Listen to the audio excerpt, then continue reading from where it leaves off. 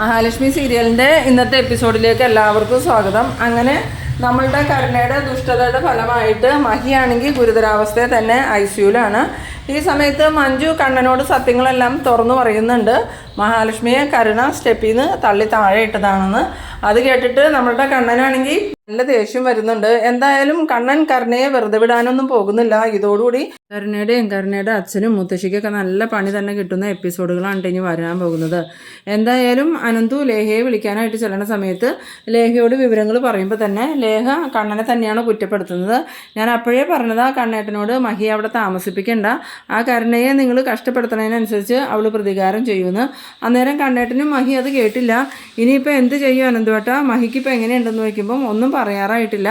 അമ്മയുടെയും കുഞ്ഞിൻ്റെയും കാര്യം സംശയത്തിലാന്ന് പറയുമ്പം ലേഖ പറയുന്നുണ്ട്, ആ കുഞ്ഞിന് വേണ്ടി നമ്മളെല്ലാവരും കാത്തിരുന്നത്, ആ കുഞ്ഞെങ്ങാനും നഷ്ടപ്പെട്ട മഹി പിന്നെ എങ്ങനെ പെരുമാറുമെന്നൊന്നും പറയാൻ പറ്റില്ല.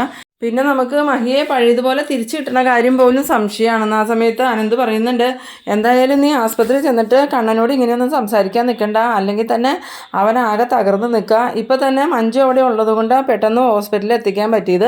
ഞാനും കണ്ണനും ഗ്രൗണ്ടിലൂടെ നടന്നുകൊണ്ടിരിക്കുന്ന സമയത്താണ് മഞ്ജുവിൻ്റെ ഫോൺ വന്നത്. അപ്പോൾ തന്നെ മഞ്ജു ഞങ്ങളെല്ലാവരും ചേർന്ന് മഹിയെ ഹോസ്പിറ്റലിൽ എത്തിച്ചു. ഇല്ലായിരുന്നെങ്കിൽ ആ സംഭവം പോലും ആരും അറിയില്ലായിരുന്നു. മഹി ഇപ്പോഴും അവിടെ തന്നെ കിടന്നേനെ.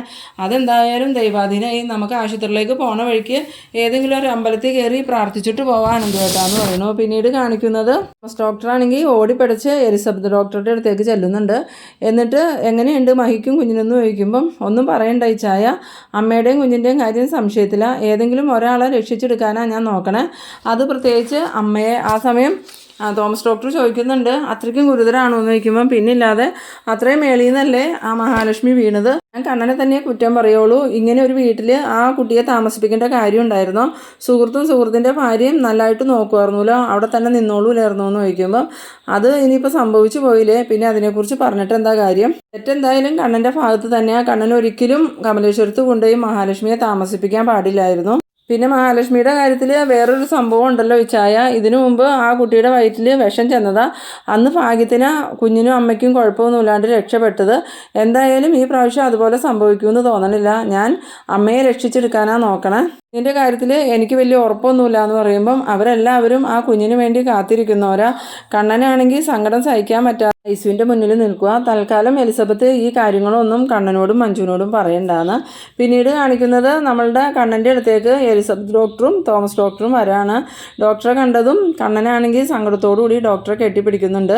അന്നേരം ഡോക്ടർ പറയുന്നുണ്ട്, എന്താ കണ്ണ, നീ സമാധാനമായിട്ടിരിക്കുക, കുഴപ്പമൊന്നും ഉണ്ടാവില്ലായിരിക്കും. എന്തായാലും കണ്ണൻ്റെ ഭാഗത്തെ തെറ്റ് തന്നെയാണ്. ഒരിക്കലും മഹാലക്ഷ്മിയെ അങ്ങനെ ഒരു വീട്ടിൽ കൊണ്ടുപോയി താമസിപ്പിക്കാൻ പാടില്ലായിരുന്നു. ആ സമയത്ത് കണ്ണൻ പറയുന്നുണ്ട്, ആ കരുണയെ മര്യാദ പഠിപ്പിക്കാൻ വേണ്ടിയിട്ടാണ് അയാൾ അവിടെ താമസിച്ചത്. എന്നിട്ടിപ്പോൾ എന്താ, ഈ കരുണ മര്യാദ പഠിച്ചോ, അവൾക്ക് ജന്മനാ ഉള്ള സ്വഭാവം തന്നെ അവൾ കാണിച്ചില്ലേ, അത്രയും മേളിൽ നിന്ന് വീണതുകൊണ്ടാണ് മഹാലക്ഷ്മിക്ക് ഇപ്പോൾ ഈ ഒരു അവസ്ഥ വന്നത്. എന്തായാലും അമ്മയ്ക്കും കുഞ്ഞിനും കുഴപ്പമൊന്നും ഉണ്ടാവാതിരിക്കാൻ നമുക്ക് പ്രാർത്ഥിക്കാമെന്നും പറഞ്ഞുകൊണ്ട് തോമസ് ഡോക്ടർ പോകുന്നുണ്ട്. പിന്നീട് കാണിക്കുന്നത് നമ്മളുടെ കണ്ണൻ്റെ ഫോൺ ബെല്ലടിക്കുന്നുണ്ട്. ആ സമയത്ത് കണ്ണൻ ഫോൺ എടുത്തിട്ട് മഹിയുടെ അമ്മയെ വിളിക്കണേ, ഇതിനു മുമ്പ് വിളിച്ചിരുന്നു, ഞാൻ ഫോൺ എടുത്തില്ല എന്ന് പറയണം. അങ്ങനെ കണ്ണേട്ടൻ എന്തായാലും ഫോൺ എടുക്കുക, അമ്മയോട് വിവരം പറയാമെന്ന് മഞ്ജു പറഞ്ഞതനുസരിച്ച് കണ്ണൻ ഫോൺ എടുത്തിട്ട് എന്താ അമ്മയെന്ന് ചോദിക്കുമ്പോൾ, മോനെ മോളെവിടെ, മോൾക്ക് എന്തെങ്കിലും കുഴപ്പമുണ്ടോ, ഫോൺ വിളിച്ചിട്ട് എടുക്കണില്ലല്ലോ എന്ന് പറയുമ്പോൾ, അതമ്മേ ചെറിയൊരു പ്രശ്നം ഉണ്ടായി. എന്ത് പ്രശ്നമാണ് മോനെ, കരുണ ഇവിടെ വന്ന് കയറിയിട്ടുണ്ട്, ഒരു പ്രാന്തിയെ പോലെ വന്ന് കയറിയത്, ഞാൻ ചോദിച്ചിട്ടൊന്നും മറുപടി പറഞ്ഞില്ല, അവിടെ എന്തെങ്കിലും പ്രശ്നമുണ്ടോ എന്ന് ചോദിക്കുമ്പം, കരുണ ഇന്ന് രാവിലെ മഹിയെ ആ സ്റ്റെപ്പിൻ്റെ മുകളിൽ നിന്ന് താഴേക്ക് തള്ളിയിട്ടമ്മേ, മോൾക്ക് എങ്ങനെയുണ്ടോയെന്ന് ചോദിക്കുമ്പം മഹി ഇപ്പോൾ ICUല, ഒന്നും പറയാറായിട്ടില്ല. അത് കേട്ടതും നമ്മളുടെ മോഹിനിക്കാണെങ്കിൽ ആകെ സങ്കടവും പേടിയും വിഷമവും ഒക്കെ ആവുന്നുണ്ട്. അങ്ങനെ മോഹിനി ഒന്നും മിണ്ടാതെ നിൽക്കുന്ന സമയത്ത് കണ്ണൻ പറയുന്നുണ്ട്, അമ്മ ഓടിപ്പിടിച്ചപ്പോൾ ഇങ്ങോട്ട് വരുമൊന്നും വേണ്ട, ഇവിടെ ഞാനും മഞ്ജു ഉണ്ട്, എന്തെങ്കിലും വിശേഷം ഉണ്ടെങ്കിൽ വിളിച്ച് പറയാം, എന്നിട്ട് വന്നാൽ മതിയെന്ന്. ഇതേ സമയം മോഹിനി ഫോൺ വെച്ചതും ദേഷ്യത്തോടുകൂടി കരുണയുടെ റൂമിലോട്ട് ചെല്ലുന്നുണ്ട്. ഈ സമയത്ത് കരുണയാണെങ്കിൽ സമനില തെറ്റിയതുപോലെ തന്നെയാണ് ഇരിക്കണേ. അങ്ങനെ മോഹിനി ഡോറ് തുറന്ന് അകത്തേക്ക് ചെന്നതും കരുണ ചോദിക്കുന്നുണ്ട്, അമ്മ എന്താ ഇങ്ങനെ നോക്കണേന്ന്. ആ സമയത്ത് മോഹിനിയാണെങ്കിൽ കരുണയുടെ അടുത്തേക്ക് എന്നിട്ട്, എടി നീ എൻ്റെ മോളെ എന്താടി ചെയ്തത്, നീ തള്ളിയിട്ടിട്ട് ഇങ്ങോട്ട് വന്നല്ലേ എടി എന്ന് ചോദിച്ച് ദേഷ്യപ്പെടുമ്പം കരുണ പറയുന്നുണ്ട്, അതെ ഞാൻ അവളെ സ്റ്റെപ്പിൽ നിന്ന് തള്ളിയിട്ടിട്ടാണ് വന്നേ. ആ നേരം തന്നെ മോഹിനിയാണെങ്കിൽ കരുണയുടെ കരുണക്കുറ്റി നോക്കി ഒരെണ്ണം അങ്ങോട്ട് കൊടുക്കുന്നുണ്ട്. എന്നിട്ട് കരുണ പറയുന്നുണ്ട്, നിങ്ങൾ എന്നെ എന്ത് ചെയ്താലും കുഴപ്പമില്ല, അവളെ കൊല്ലണമെന്ന് കണക്കാക്കി തന്നെ ഞാൻ ഇന്ന് അങ്ങനെ ചെയ്തത്, എൻ്റെ അച്ഛൻ്റെ പേരും പറഞ്ഞ് അവളെന്നെ അവക്കടെ വേലക്കാരിയാക്കാനാണ് നോക്കിയത്. ഞാൻ കുറേ സഹിച്ചു. എന്നും ഞാനത് സഹിച്ചവിടെ നിൽക്കുമെന്ന് അവൾ വിചാരിച്ചത്. ഇന്ന് അവൾ എന്നെ അടുക്കള കയറ്റാനായിട്ട് വന്നു. അത് കഴിഞ്ഞ് അവൾ ഇറങ്ങിപ്പോയപ്പോഴാണ് എനിക്കൊരു കാര്യം ഓർമ്മ വന്നത്. അന്നേരം ഞാൻ അവളെ തള്ളി താഴോട്ടിട്ടു. പൊക്കത്തിൽ നിന്ന് തന്നെയാണ് തള്ളിയിട്ടത്. എന്തായാലും മാസം തികഞ്ഞതായതുകൊണ്ട് അവളുടെ കുഞ്ഞ് ഉറപ്പായിട്ടും മരിക്കും. ഇതിനു മുമ്പ് ഞാൻ അങ്ങനെയല്ല കരുതിയിരുന്നത്. കെട്ടുവനും വിഷം കൊടുത്ത് കൊല്ലാന്നാണ് വിചാരിച്ചത്. അപ്പോൾ നോക്കിയപ്പോൾ അവളുടെ കെട്ടുവനൊരു നിയമം, എന്ത് ഭക്ഷണം ഉണ്ടാക്കിയാലും ആദ്യം ഞാൻ കഴിച്ചു കാണിക്കണം, എന്നാലേ അവർ കഴിക്കുള്ളൂ. അപ്പോൾ പിന്നെ അത് പരാജയമാണെന്ന് തോന്നിയതുകൊണ്ട് ഞാൻ ഇങ്ങനെ ഒരു കാര്യം പ്ലാൻ ചെയ്തത്. എന്തായാലും അത് വിജയിച്ചു. എന്താ പറഞ്ഞ ആസ്പത്രിയിൽ നിന്ന് വിളിച്ചവർ അവൾക്കും കുഞ്ഞിനും ജീവനുണ്ടോയെന്ന്. അത് കേട്ടതും മോഹിനിയാണെങ്കിൽ ദേഷ്യത്തോടുകൂടി കരുണയുടെ കഴുത്തിന് കുത്തി പിടിക്കുന്നുണ്ട്. ആ സമയം കരുണ പറയുന്നുണ്ട്, നിങ്ങൾ എന്നെ എന്ത് ചെയ്താലും എനിക്ക് പ്രശ്നമല്ല, ജയിലിൽ പോകേണ്ട വന്നാലും അവളങ്ങനെ സുഖിച്ച് ജീവിക്കുന്നത് ഞാൻ കാണുന്നില്ല, അവളങ്ങനെ സന്തോഷമായിട്ട് ജീവിക്കുന്നത് എനിക്ക് കാണാൻ പറ്റില്ല എന്നൊക്കെ പറഞ്ഞ് ഇങ്ങനെ ഭ്രാന്തിയെ കൂട്ട് കിടന്ന് പുലമ്പുന്നുണ്ട്. അന്നേരം മോഹിനി പറയുന്നുണ്ട്, ഇതിന് നിന്നെയും നിൻ്റെ അച്ഛനെയും മുത്തശ്ശിയും കണ്ണനും മഹാലക്ഷ്മിയും വെറുതെ വിടുമെന്ന് വിചാരിച്ചാണ് നീ ഇരിക്കണേ. ഇതിനൊക്കെ നീ അനുഭവിക്കാൻ പോണത് എന്താണെന്നൊന്നും പറയാൻ പോലും പറ്റില്ല. അത്രയ്ക്കും വലിയ ദുരന്തമായിരിക്കും നിന്നെ കാത്തിരിക്കണേന്നും പറഞ്ഞ് മോഹിനി ദേഷ്യത്തോടു കൂടി പോകാൻ തുടങ്ങുമ്പം കരുണ പറയുന്നുണ്ട്, എന്നോട് അവൾ എത്ര ദ്രോഹ ചെയ്തത്. ഞാനിവിടെ രാജകുമാരിയെ പോലെ ജീവിച്ചിട്ട് അവിടെ ചെന്നപ്പം എല്ലാ സൗഭാഗ്യങ്ങളും കിട്ടിയത് അവക്ക. എന്നിട്ട് അവൾ ആ സൗഭാഗ്യം വെച്ച് എൻ്റെ മുന്നിൽ കിടന്ന് ഞെളിഞ്ഞ് നടക്കുകയല്ലായിരുന്നോ. എന്തായാലും അവളുടെ കുഞ്ഞെങ്കിലും മരിച്ചു കിട്ടിയാൽ മതിയായിരുന്നു എന്ന്. പിന്നീട് കാണിക്കുന്നത് ദുർഗേനെ ഉണ്ണീനെയാണ്. ദുർഗയാണെങ്കിൽ ഉണ്ണിയോട് പറയുന്നുണ്ട്, ശരിക്കും കരുണമോള് മടുത്തിട്ടാണ് അവളോട് അങ്ങനെ ചെയ്തതെന്ന് പറയുമ്പം ഉണ്ണി ചോദിക്കുന്നുണ്ട്, അതല്ല അമ്മ എൻ്റെ സംശയം, കരുണ എന്തിനാ അവർ പറയണതല്ല അനുസരിക്കുന്നത്.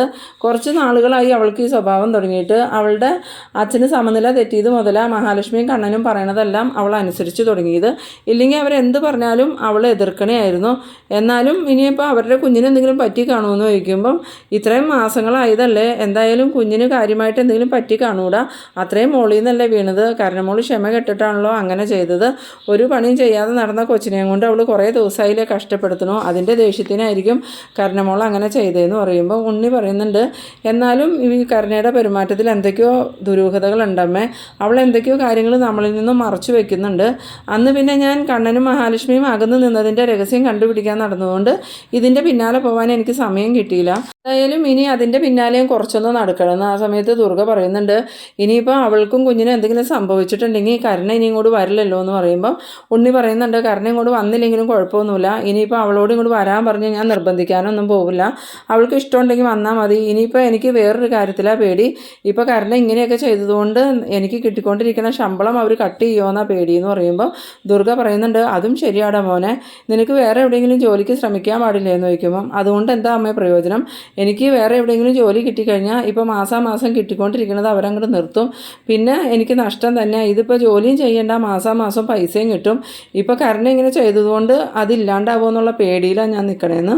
പിന്നീട് കാണിക്കുന്നത് നമ്മളുടെ തോമസ് ഡോക്ടറാണെങ്കിൽ മഹാലക്ഷ്മിയുടെ സ്കാനിങ് റിപ്പോർട്ടൊക്കെ നോക്കിക്കൊണ്ടിരിക്കുകയാണ്.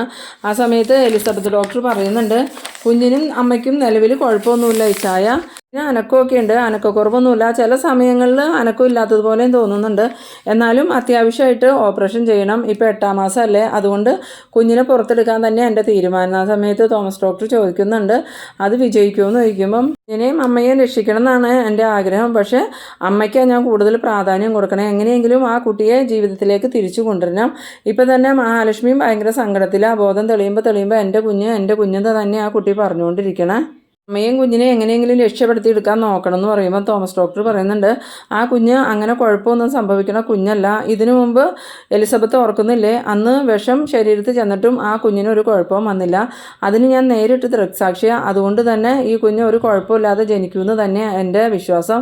ആ കുഞ്ഞ് അത്രയ്ക്കും ശക്തിയുള്ളൊരു കുഞ്ഞാണ്. ആ സമയത്ത് എലിസബത്ത് ഡോക്ടർ പറയുന്നുണ്ട്, അങ്ങനെയാണെങ്കിൽ ആ കുഞ്ഞിന് കുഴപ്പമൊന്നും ഇല്ലാണ്ട് തന്നെ നമുക്ക് കിട്ടും ഇച്ചായ, അതോർത്ത് ഇച്ചായും ടെൻഷൻ ആവേണ്ട. എന്തായാലും ഞാൻ ഇച്ചായനോട് കാര്യങ്ങൾ പറഞ്ഞതേ ഉള്ളൂ, ഐസിയുവിൻ്റെ മുന്നിലിരിക്കുന്നവരോടൊന്നും ഈ വിവരങ്ങൾ ഇച്ചായം പറയണ്ട, കുഴപ്പമൊന്നുമില്ല, സുഖപ്രസവമായിരിക്കും എന്ന് അങ്ങോട്ട് പറഞ്ഞേച്ചാൽ മതി, ഇല്ലെങ്കിൽ അവർ ടെൻഷനാവും, പിന്നെ നമുക്ക് പ്രാർത്ഥിക്കാം ഇച്ചായ. എന്തായാലും പള്ളിയിൽ വിളിച്ച് അച്ഛനോട് അവിടെ ഒരു പ്രാർത്ഥന നടത്താൻ പറഞ്ഞിട്ടുണ്ട്. എല്ലാവരുടെയും പ്രാർത്ഥന കൊണ്ട് കുഞ്ഞിന് കുഴപ്പമൊന്നുമില്ലാതെ കിട്ടും. ഏറ്റവും അനിവാര്യമായിട്ട് വേണ്ടത് ഇപ്പോൾ ദൈവകൃപയാണ്.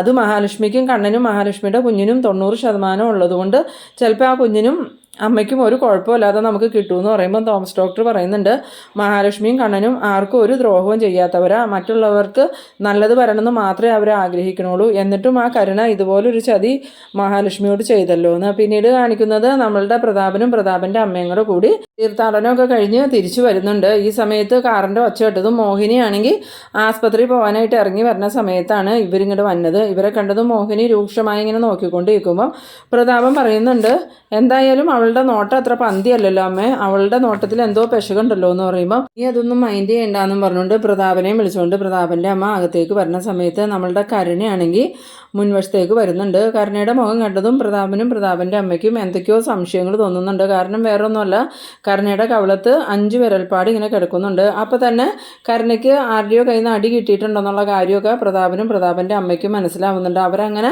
സംശയത്തോടുകൂടി കരുണയെ നോക്കിക്കൊണ്ട് നിൽക്കുന്ന ആ ഒരു സീനിലാണ് ഈ എപ്പിസോഡ് അവസാനിക്കുന്നത്. അപ്പോൾ എന്തായാലും ഇനി കരുണയ്ക്കും കരുണയുടെ അച്ഛനും മുത്തശ്ശിക്കും കഷ്ടകാലം തുടങ്ങുകയാണ്. ഒന്നിലെ മാർക്കോയുടെ ഇന്ന് നല്ല അടി കിട്ടും, ഇല്ലെങ്കിൽ പോലീസ് വന്ന് കരുണേനെയും കരുണയുടെ അച്ഛനെയൊക്കെ അറസ്റ്റ് ചെയ്ത് കൊണ്ടുപോകുന്ന എപ്പിസോഡുകളാണ് ഇനി വരാൻ പോകുന്നത്. അതുമാത്രമല്ല, ഈ പ്രതാപന് കൊട്ടേഷൻ കൊടുത്തത് വാമദേവനാന്ന് കണ്ണൻ അറിയുകയും ചെയ്യുന്ന എപ്പിസോഡാണ് വരാൻ പോകുന്നത്. അപ്പോൾ നിങ്ങളെൻ്റെ വീഡിയോ ആദ്യമായി കാണുന്നവരാണെങ്കിൽ എൻ്റെ ചാനലൊന്ന് സബ്സ്ക്രൈബ് ചെയ്യാനും ഇഷ്ടമായാൽ ലൈക്ക് ചെയ്യാനും ഷെയർ ചെയ്യാനും മറക്കരുത്. അപ്പോൾ ഇതുപോലെ ഇൻട്രസ്റ്റിംഗ് ആയിട്ടുള്ള അടുത്തൊരു എപ്പിസോഡുമായി നമുക്ക് വീണ്ടും കാണാം. അതുവരേക്കും ബൈ ബൈ.